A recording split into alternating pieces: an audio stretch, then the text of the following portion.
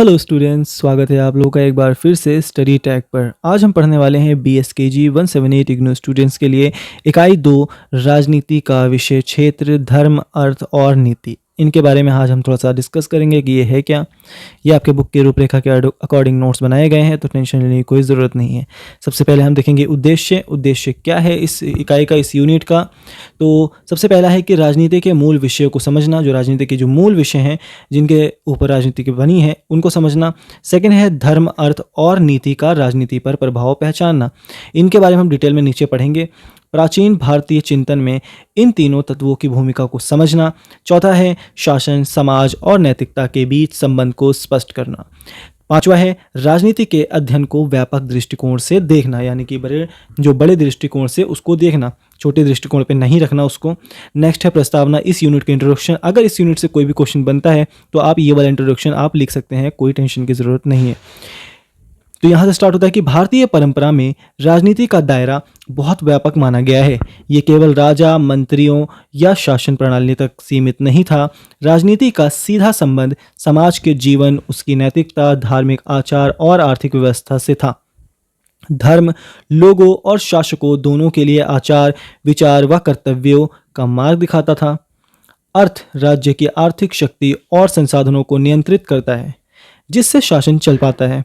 नीति वह समझदारी और व्यवहारिक ज्ञान है जिसके आधार पर राजा सही समय पर सही निर्णय लेता है। इसलिए प्राचीन भारतीय चिंतन में कहा गया है कि धर्म अर्थ और नीति के बिना राजनीति अधूरी है। ये तीनों राजनीति को दिशा शक्ति और संतुलन देते हैं। अब ये क्यों इतना ज़रूरी है इसके बारे में नीचे पढ़ेंगे ताकि आपको समझ में आए।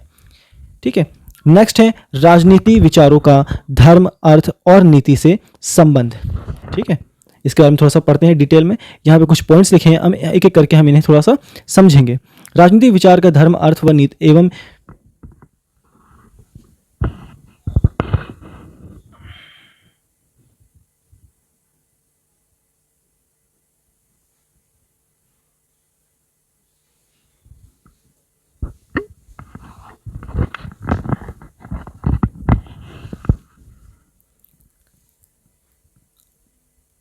अगला है राजनीति विचार का धर्म अर्थ एवं नीति से संबंध। इसके बारे में हम थोड़ा सा पढ़ेंगे कि राजनीति विचार हमेशा इन तीनों क्षेत्रों से जुड़े होते हैं। किन तीनों क्षेत्रों से? धर्म अर्थ एवं नीति से जुड़े होते हैं, क्योंकि राजनीति समाज के बीच ही काम करती है।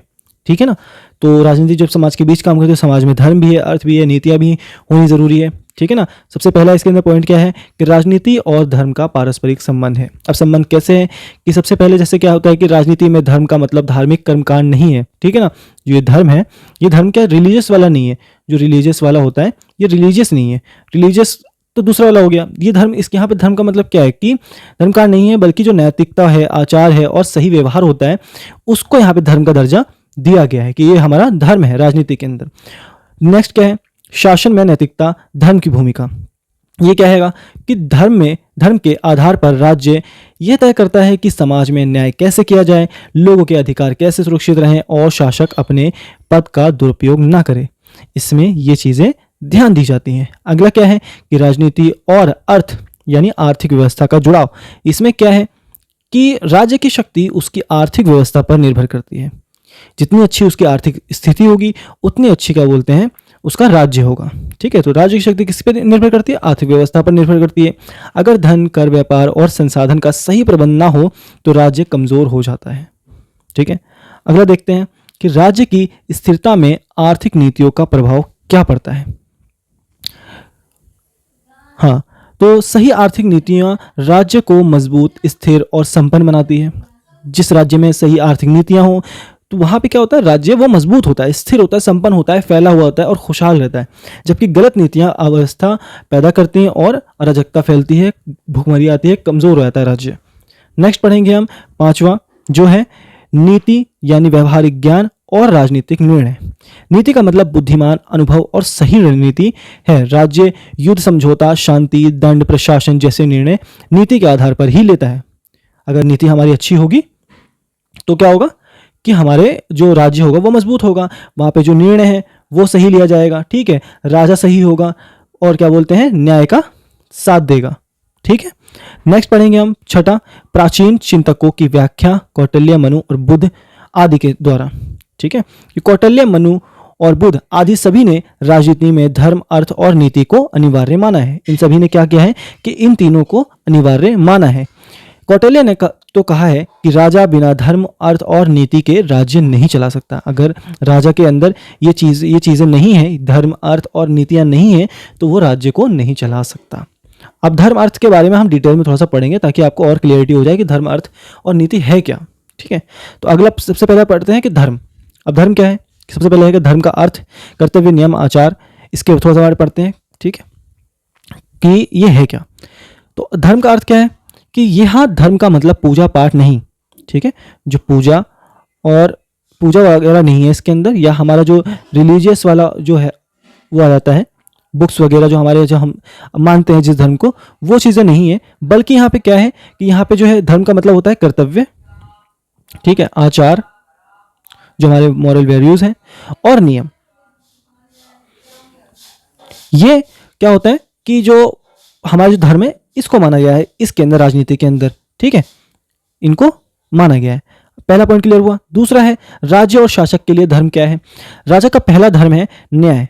जो राजा है उसका जो पहला धर्म है वो क्या है? न्याय, ठीक है।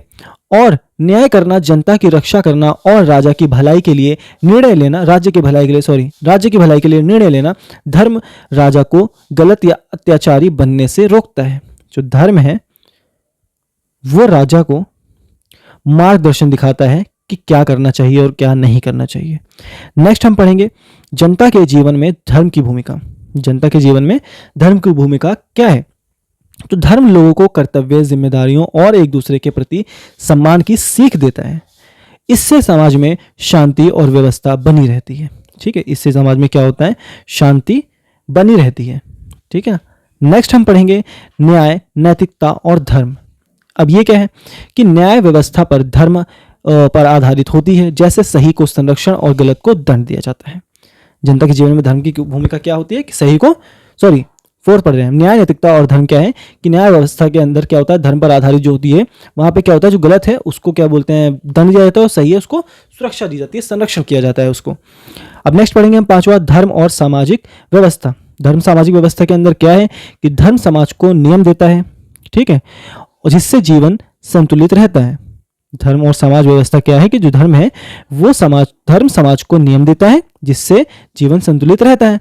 छठा है राजनीति में धर्म के सिद्धांत क्या है। धर्म राजनीति में नैतिकता की रीढ़ है जो किसी भी शासन को सही दिशा देता है, ठीक है। आई होप आप लोगों को समझ में आया होगा। नेक्स्ट पढ़ेंगे हम अर्थ। धर्म हो गया हमारा। अब धर्म के बाद हम आते हैं अर्थ। अर्थ का अर्थ, अब ये जो अर्थ है ये वो वाला अर्थ नहीं है कि किसी चीज का अर्थ या धर्म का अर्थ है, ये अलग है। अर्थ का, इसका अर्थ क्या है? धन, संसाधन, आर्थिक प्रबंध। इसके बारे में थोड़ा सा पढ़ेंगे कि अर्थ का मतलब क्या है कि धन, संसाधन, व्यापार, कर, उत्पादन और आर्थिक प्रबंध है, ठीक है ना। जो अर्थ का अर्थ है क्या है? इसका मतलब है कि धन, संसाधन, व्यापार, कर, उत्पादन, आर्थिक, इन सब चीजों का जो प्रबंधन होता है उसको क्या कहते हैं? हम अर्थ कहते हैं। राज्य की आर्थिक नीतियां। राज्य की आर्थिक नीतियां क्या है? राज्य नए संसाधनों का विकास, कर संग्रह, व्यापार, नियंत्रण और धन के उपयोग की व्यवस्था करता है। उसी के लिए राज्य की आर्थिक नीतियां बनती हैं। कर व्यवस्था के बारे में पढ़ते हैं। और धन संग्रह क्या है कि कर राज्य की आय का मुख्य स्रोत है। सही कर व्यवस्था राज्य को मजबूत बनाती है, ठीक है। तो सही व्यवस्था होती है वो क्या होती है? राज्य को मजबूत बनाती है। नेक्स्ट हम पढ़ेंगे अर्थ और राज्य की शक्ति। धन से सेना, प्रशासन, सुरक्षा, न्याय और विकास कार्य चलते हैं। बिना अर्थ के राज्य टिक ही नहीं सकता, ठीक है ना। जो बिना, अगर उसके पास जो आर्थिक स्थिति उसकी अच्छी नहीं है, अगर आर्थिक स्थिति खराब है उसकी, तो वो टिक ही नहीं सकता राज्य वो। नेक्स्ट है अर्थशास्त्र कौटिल्य की दृष्टि से, कि कौटिल्य ने कहा है कि अर्थ ही राज्य का आधार है। जो राज्य है उसका आधार क्या है? अर्थ है, ठीक है। अर्थ ठीक होगा तो धर्म और नीति भी ठीक तरह से चल पाएंगे। अर्थ का मतलब है अगर धन हमारा अच्छा हुआ, संसाधन हमारे अच्छे, आर्थिक प्रबंधन अच्छा हुआ, तो क्या होगा? राज्य चल पाएगा और धर्म और नीति भी चल पाएंगे। अगर यहाँ पे राज्य में धन ही नहीं रहा, संसाधन ही नहीं रहे, तो धर्म और नीति का कोई मतलब नहीं बनता। अगला है आर्थिक स्थिरता का राजनीति प्रभाव। आर्थिक मजबूती राज्य को सुरक्षित और समृद्ध बनाती है और जनता का जीवन भी बेहतर होता है, ठीक है। ये तो बहुत जरूरी है। अगला हम पढ़ते हैं नीति क्या है? नीति के बारे में थोड़ा समझ लेते हैं कि नीति का अर्थ क्या है। इसके बारे में। पहला पॉइंट है कि नीति का मतलब है व्यवहारिक बुद्धि, समय की समझ और परिस्थितियों का ज्ञान और दूरदर्शिता होनी चाहिए। ठीक है ना। जो नीति होनी चाहिए उसके अंदर क्या होता है कि व्यवहारिक ज्ञान होना चाहिए, हमारे पास समझदारी होनी चाहिए, दूर की दृष्टि देखने वाला होना चाहिए। कोई भी अगर नीति बनाता है तो दूर की दृष्टि मतलब कि आगे के बारे में सोच के वो नीति बनाए। अगला क्या है, राजनीति में नीति की उपयोगिता क्या है कि राजा प्रशासन, युद्ध, शांति, गठबंधन, कर, न्याय जैसे फैसले नीति के आधार पर लिए जाते हैं। नीति बनाई जाती है, उसके बाद फैसले लिए जाते हैं। नीति और निर्णय निर्माण के अंदर क्या आता है कि नीति बताती है कि कब कठोर होना है और कब नरम होना है, कब युद्ध करना है और कब समझौते करने हैं। नीति और निर्णय निर्माण के अंदर आता है। सफल शासन में नीति की भूमिका क्या है? नीति के कारण शासन स्थिर रहता है और राज्य आगे बढ़ता रहता है। कौटिल्य की नीति, इसमें हम क्या पढ़ेंगे कि कौटिल्य ने नीति को राजनीति की रीढ़ माना है। उन्होंने कहा है कि राजा को हमेशा बुद्धिमान से राज्य चलाना चाहिए। ठीक है ना। बुद्धिमत्ता मतलब कि अपने विवेक से जो है उसको राज्य को चलाना चाहिए। जरा सी लापरवाही जो होगी वो राज्य को खराब कर देगी। ठीक है ना।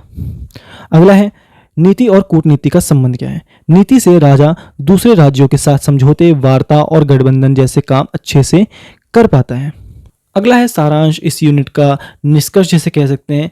तो इसे आप खुद भी पढ़ सकते हैं या फिर आप खुद से भी बना सकते हैं कि इस यूनिट में आपने क्या क्या पढ़ा, या इस क्वेश्चन में आप अगर कोई भी क्वेश्चन बनता है तो उस क्वेश्चन के अंदर आपको क्या करना है, सिंपल सी बात है, शॉर्ट में एक्सप्लेन कर देना है, बस वही आपका निष्कर्ष होता है। ठीक है ना। तो आप इसे पढ़ सकते हैं, समझ सकते हैं क्या है क्या नहीं है।